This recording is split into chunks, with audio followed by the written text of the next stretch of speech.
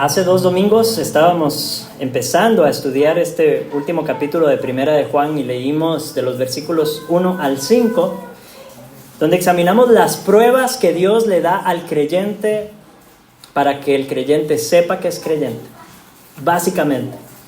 Y las 3 pruebas son la prueba de la fe, que tiene que ver con lo que creemos y cómo pensamos acerca de la verdad. La segunda prueba tiene que ver con el amor y tiene que ver con nuestra reconciliación con Dios y nuestra reconciliación con el prójimo a nivel de nuestro ser. Y la tercera es la prueba de la obediencia, que tiene que ver con nuestras acciones en nuestro cuerpo físico y cómo actuamos en reacción a lo que sabemos y a lo que sentimos. Y esa es la prueba del hacer. Y luego, en este contexto de toda nuestra vida, de lo que pensamos, de lo que somos, de lo que hacemos, Juan nos dice, ¿quién es el que vence al mundo? El último versículo que leímos la vez pasada. ¿Quién es el que vence al mundo? Sino el que cree que Jesús es el Hijo de Dios. Y este versículo se puede entender como un versículo de transición, por eso lo estoy leyendo hoy de nuevo, porque puede ser el último de la sección anterior o el primero de esta. Y por eso lo hemos leído una vez más. Ahora, la pregunta que nos tenemos que hacer, hermanos, es, ¿puede alguien vencer al mundo si no cree en el Hijo de Dios? ¿Puede alguien vencer el sistema de este mundo, las presiones de este mundo, la cultura y los ídolos de este mundo, los poderes y principados invisibles de este mundo, las mentiras destructivas que lo llenan? ¿Puede alguien vencer eso sin creer que Jesús es el Hijo de Dios? Creo que la respuesta es un rotundo no. Solo el que cree en que Jesús es el Hijo de Dios puede vencer. Y ahora, en lo que vamos a estudiar en esta mañana, Juan pasa a darnos evidencia más que suficiente para demostrar que Jesús es el Hijo de Dios y el único que puede dar vida eterna, vida verdadera para todos los que creen en Él. Este es Jesucristo, que vino mediante agua y sangre, no mediante agua solamente, sino mediante agua y sangre. Y el Espíritu es el que da testimonio, porque el Espíritu es la verdad. Porque 3 son los que dan testimonio en el cielo, el Padre, el Verbo y el Espíritu Santo, y estos 3 son uno. Y 3 son los que dan testimonio en la tierra, el Espíritu, el agua y la sangre, y estos 3 concuerdan. Si recibimos el testimonio de los hombres, mayor es el testimonio de Dios, porque este es el testimonio con que Dios ha testificado acerca de su Hijo. El que cree en el Hijo de Dios tiene el testimonio en sí mismo. El que no cree a Dios le ha hecho mentiroso, porque no ha creído en el testimonio que Dios ha dado acerca de su Hijo. Y este es el testimonio, que Dios nos ha dado vida eterna, y esta vida está en su Hijo. El que tiene el Hijo tiene la vida. El que no tiene el Hijo de Dios no tiene la vida. Que el Señor añada bendición a nuestras vidas a través de la predicación de su palabra. Oremos. Dios, queremos rogarte, como todos los domingos, que tú nos ayudes a entender tu palabra, que la ilumines en nuestros corazones, porque sabemos, oh Dios, que por nuestra propia capacidad nos distraemos, no entendemos, olvidamos lo que hemos aprendido. Queremos mirar a Cristo, queremos contemplarle glorioso, queremos admirar su hermosura, su belleza, su obra perfecta por nosotros. Y para poder hacerlo, solamente podemos si tu Espíritu Santo nos ayuda. Ilumina, oh Dios, esta palabra en nuestros corazones. Da vida a esta palabra en nuestras vidas. Te necesitamos. En el nombre de Jesús. Amén. Amén. Este es Jesucristo, que vino mediante agua y sangre. No mediante agua solamente, sino mediante agua y sangre. Y el Espíritu es el que da testimonio, porque el Espíritu es la verdad. Jesucristo vino en un momento específico de la historia. Él vino con una misión específica. ¿De dónde? Vino del cielo. Y vino a la tierra cuando se encarnó. Y este pasaje de Juan utiliza un vocabulario muy raro que realmente no vemos normalmente en las Escrituras. Dice que vino mediante agua y sangre. ¿A qué se refiere con eso? Algunos interpretan que podría referirse al nacimiento, que nació de forma natural, ¿verdad? De su madre, y entonces en ese parto pues hubo agua y sangre. Pero no es a eso a lo que se refiere. Tiene más sentido pensar en algo que sería familiar para los lectores originales, aunque a nosotros quizás se nos escapa actualmente. Es lo más probable que el agua se refiera al bautismo de nuestro Señor Jesucristo, que fue el momento en el que Él empezó su ministerio en la tierra, el momento de su bautismo. Y fue un momento especial porque se identificó con su pueblo como un humano, como un judío, se identificó con su pueblo y fue declarado por Dios mismo su hijo en el momento de su bautismo. Fue ungido además por el Espíritu Santo que descendió sobre él como paloma para capacitarlo para llevar a cabo su obra. Ahí empezó el ministerio de Cristo oficialmente y terminó en sangre. Terminó con su crucifixión, donde su obra fue consumada, donde borró de una vez y para siempre los pecados de su pueblo y pagó con su sangre su redención. Este testimonio es un testimonio objetivo, es un testimonio histórico de algo que sucedió. Y Dios nos da este testimonio en la historia. Y vemos el evento de la cruz de Cristo y recordamos su obra y recordamos su muerte. Ese testimonio es poderoso. Saber que Él vino a hacer lo que hizo.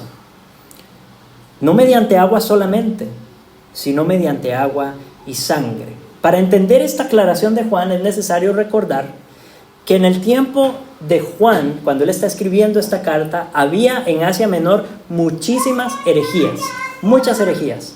Él estaba combatiendo específicamente una herejía que era muy parecida al gnosticismo, y estos herejes de la herejía de Cerinto decían que Jesús había nacido de forma natural de María y José, como un hijo de los dos, pero que esta era la persona de Jesús, diferente de el Cristo, que el Cristo descendió sobre Jesús en el momento de su bautismo y que el Cristo abandonó el cuerpo de Jesús antes de su crucifixión.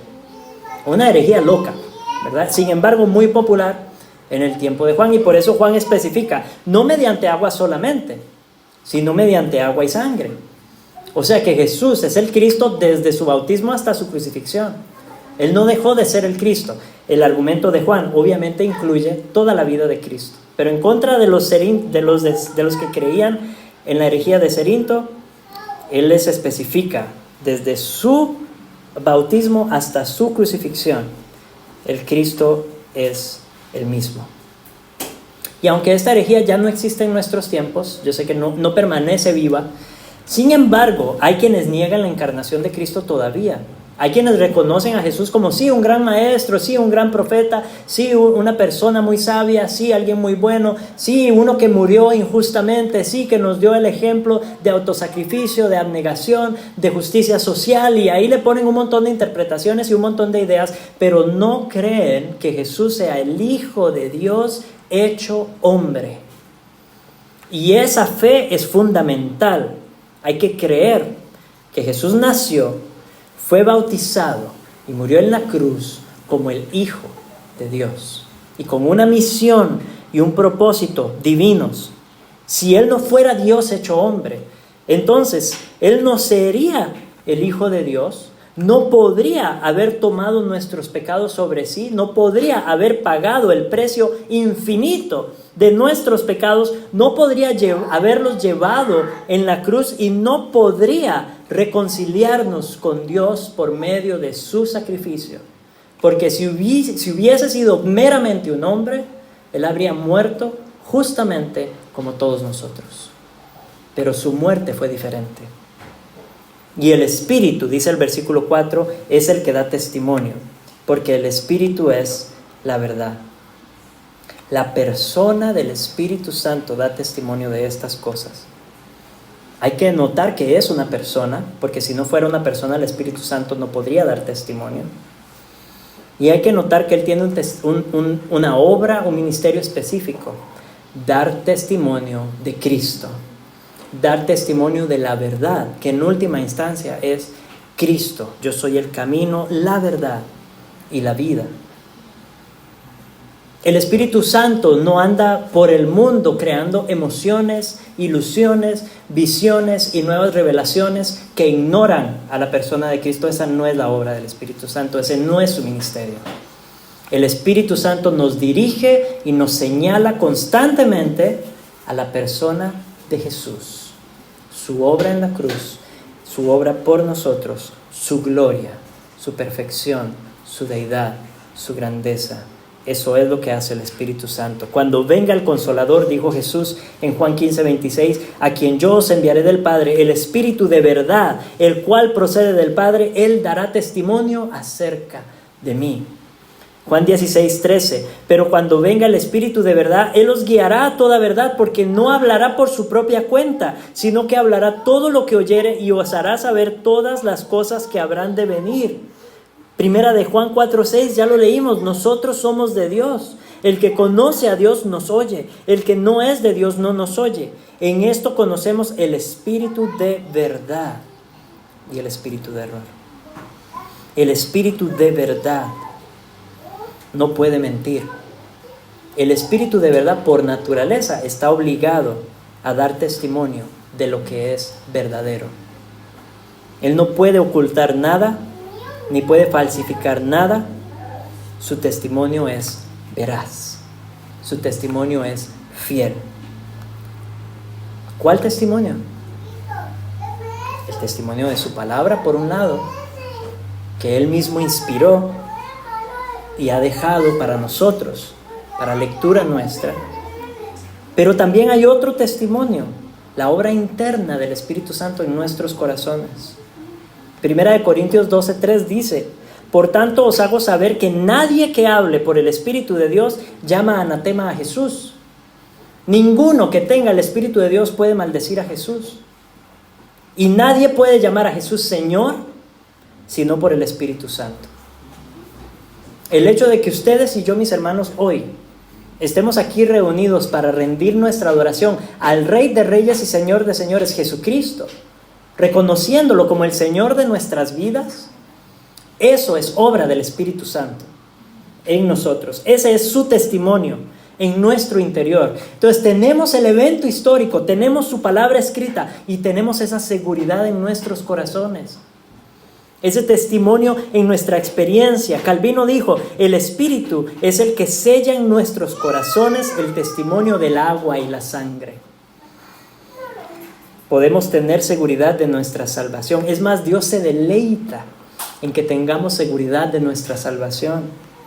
Podemos crecer en esa seguridad, poniendo nuestra mirada cada vez más y mejor en Cristo. Vamos a hablar de la seguridad en el siguiente sermón, entonces no me voy a adelantar ahora con ese tema. Los versículos 7 y 8 tienen ahí algo interesante que vale la pena estudiar juntos. Dice así nuestra Reina Valera 1960. Porque tres son los que dan testimonio en el cielo, el Padre, el Verbo y el Espíritu Santo, y estos tres son uno. Y tres son los que dan testimonio en la tierra, el Espíritu, el agua y la sangre, y estos tres concuerdan. Yo puse ahí en las notas en el bosquejo una sección de estos dos versículos entre braquetas. Esa parte que está encerrada entre braquetas es un fragmento que fue añadido posteriormente al manuscrito original. No se encuentra en los manuscritos griegos más antiguos, es algo que aparece posteriormente. Entonces los versículos 7 y 8 originalmente deberían leerse así. Porque tres son los que dan testimonio, el Espíritu, el agua y la sangre, y estos tres concuerdan. Y los vamos a estudiar de esta manera. En alguna escuela dominical desmenuzaremos el sentido con esta añadidura, pero en este momento los vamos a estudiar como fueron escritos originalmente. Versículos 7 y 8 entonces, porque tres son los que dan testimonio, el Espíritu, el agua y la sangre, y estos tres concuerdan. Juan une aquí el testimonio objetivo del agua y la sangre, el testimonio histórico de que Jesús fue bautizado y murió en la cruz, lo une con el testimonio subjetivo experiencial nuestro en nuestro corazón del Espíritu Santo. Entonces estos tres dan testimonio: el agua, la sangre y el Espíritu, y los tres concuerdan. Los tres nos dan el mismo mensaje. No son testigos falsos. Los testigos falsos no concuerdan. Ustedes recordarán la historia del juicio de Jesús, ¿verdad? En Marcos 14:56, porque muchos decían falso testimonio contra él, mas sus testimonios no concordaban. También en Marcos 14:59, pero ni aún así concordaban en su testimonio. Y sin embargo aquí se nos dice que el Espíritu, la sangre y el agua concuerdan. Y en este caso pone el Espíritu primero. ¿Por qué? Porque es el único que sigue vivo y activo ahora. Ya no tenemos el agua del bautismo de Jesús, ni tenemos su sangre literalmente. Eso fue derramado y se perdió con el tiempo, ¿cierto? Pero el Espíritu Santo sigue vivo. El Espíritu Santo sigue dando testimonio de ese evento a nuestros corazones. El agua y la sangre, realmente, el recuerdo de ese evento, de esa vida, no serviría de testimonio sin el testimonio del Espíritu en nosotros. Si recibimos el testimonio de los hombres, mayor es el testimonio de Dios, porque este es el testimonio con que Dios ha testificado acerca de su Hijo. Si creemos a los hombres, cuando dan testimonio, y a veces su testimonio no es consistente, pero supongamos que hicieron un mejor trabajo que aquellos falsos acusadores y que realmente están dando un testimonio veraz, si alguien nos da un testimonio veraz de algo, lo creemos y actuamos al respecto, ¿cierto?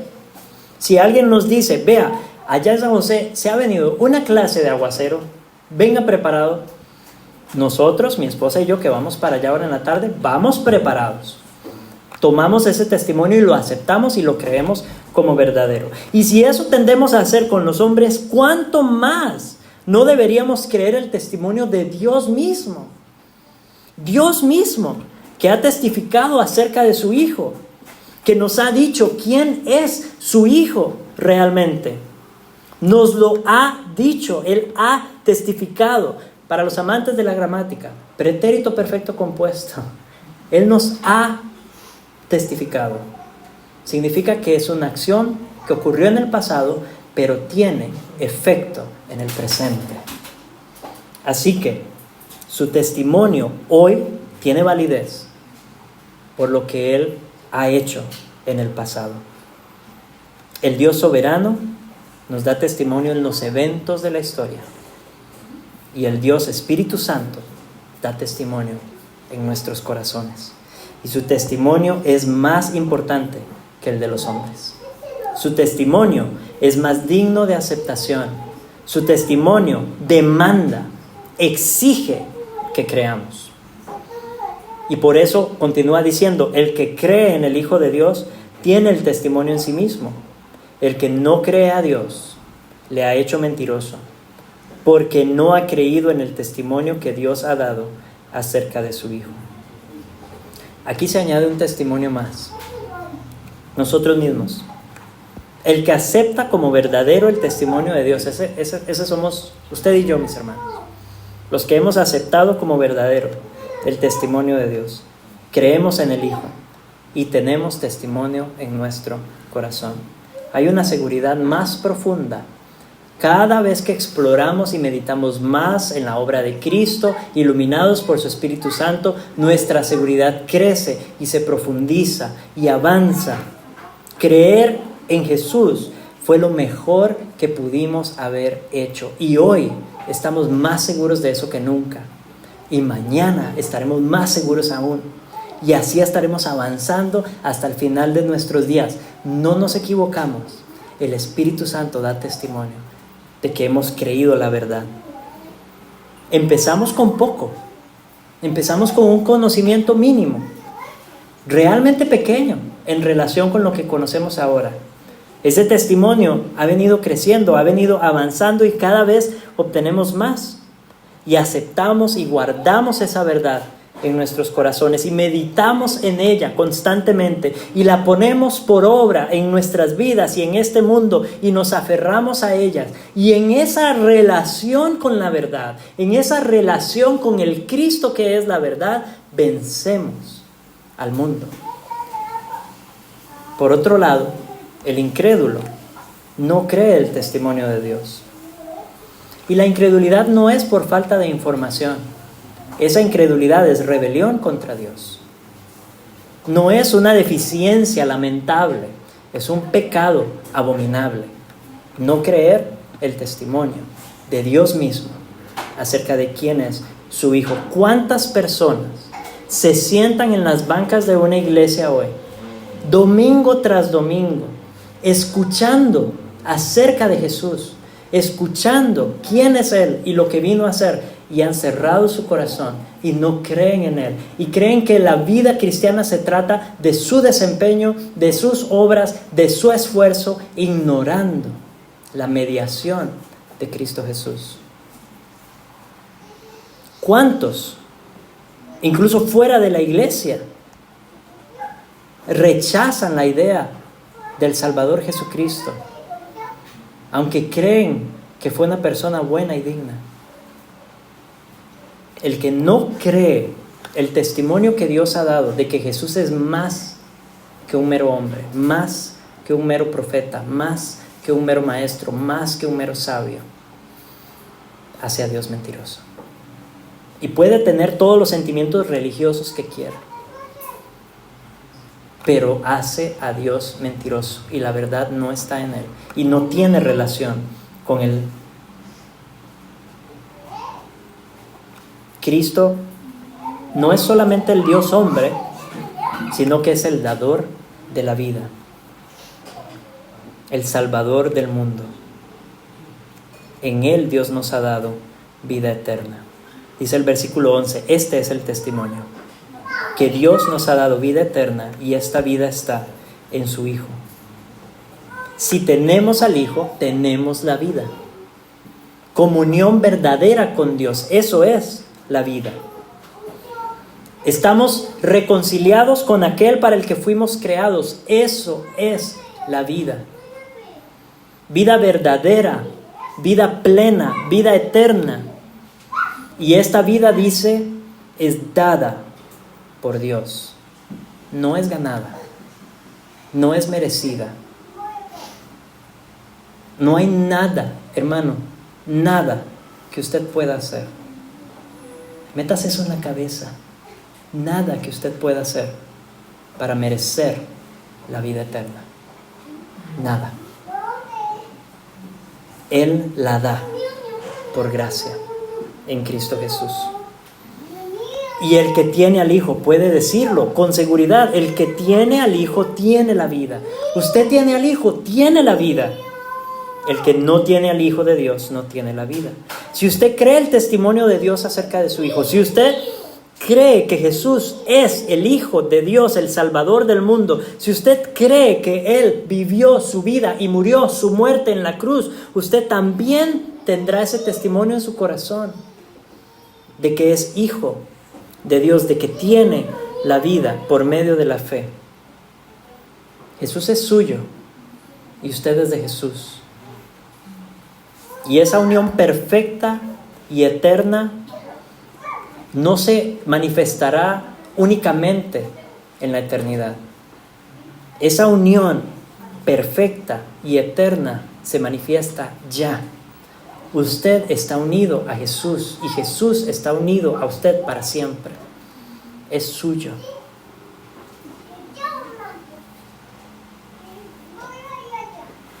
Hoy ya Jesús es nuestro amigo.